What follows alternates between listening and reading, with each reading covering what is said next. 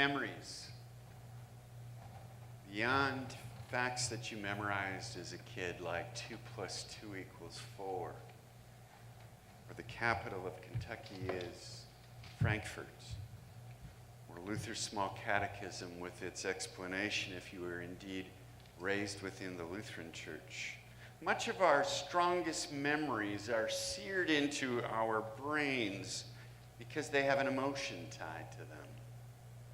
A time of embarrassment, or fear, or a big surprise, or a time when you laughed until tears streamed down your face. We just heard 7 readings from Holy Thursday.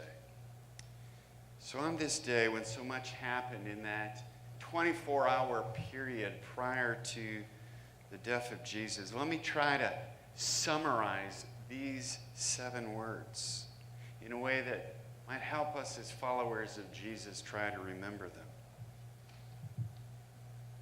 I think about a time walking in the cool November air here in northern Illinois and walking into the house where it was warm and the smell of turkey at Thanksgiving filled the air. Walking in and seeing the plates set and the glasses and cups, the silverware in place. It was great to walk in and see everything ready. In that first reading that we heard for tonight, the word is ready. As Jesus and his disciples walked in on Passover Eve, the meal was set in place. Perhaps there have been times in your life, just like mine, when you've been caught in a lie, or you've been caught at something that you ought not be doing. In other words, caught red-handed, dipping into the cup.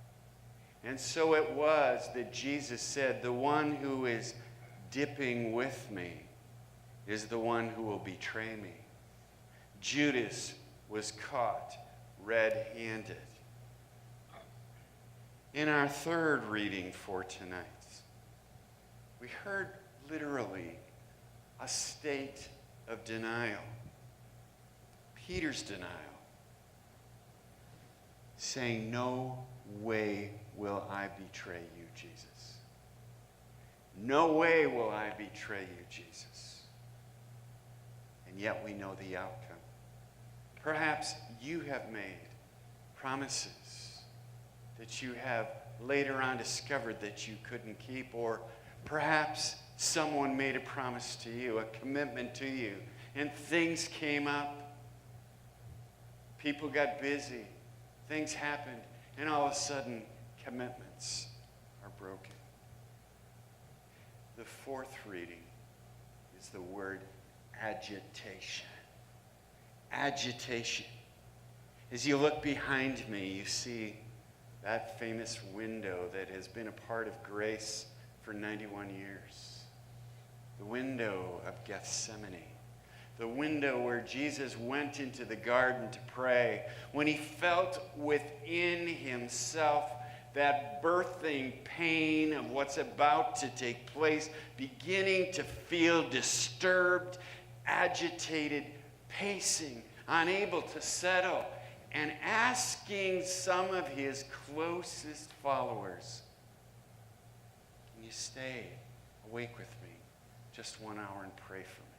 As Jesus walked into a distance and struggled.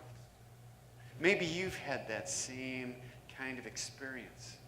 It's like being in an emergency room and standing outside and waiting to hear what's going on inside, or waiting in a waiting room while a surgery of a loved one is happening, and you know the risk involved, and you feel that agitation and that anxiety. These are the birth pains that Jesus was feeling, coming 3 times to discover his weary disciples could not pray for him. The fifth word is kissed. I'm not talking about I'm talking about kissed off is what Judas did to Jesus. Not the kiss that you send to a loved one as they're boarding a train, boarding a plane, going back to wherever it is that they live in. Hopefully we'll see you next year, heading off to college for the first time. It's not that kind of a kiss. This is the kiss of betrayal. This is what Judas did in IDing Jesus there in the Garden of Gethsemane. Burning torches, soldiers with clubs. Jesus is arrested. The sixth word is the word of conflicted testimony. We heard the readings here about how the stories didn't add up. That one spoke this word, another spoke that word. As the religious leaders and as the government officials spoke throughout the nighttime about Jesus. And all in the midst of it, all throughout the night, Jesus is awake. He's on trial. He's experiencing beatings. And finally, we come to the seventh and final word, which is crushed. As Peter held his head in his hands and wept. As the rooster crowed. 2 times, Mark tells us that Peter denied Jesus, denied knowing Jesus 3 times, just as Jesus had predicted at the table the night before. Shock, embarrassment, out of control. Imagine the emotions of Peter. Perhaps you've been at some time in his place, where you know not where you can turn, where you recognize you can't undo what's been done. You simply have to go through it. Tonight, we ponder these stories, knowing that tomorrow we regather and we make that next step of the journey as Jesus moves from this place into the place that moves towards the cross, to eventually to his death and his burial. But tonight, we remember Jesus' words on this memorial night. When you gather, take the bread and remember me. This is my body. And when you gather, take the cup and remember me. This is my blood. In the midst of that Passover meal, the church held on to these 2 items that Jesus identified. For he knew his death was imminent.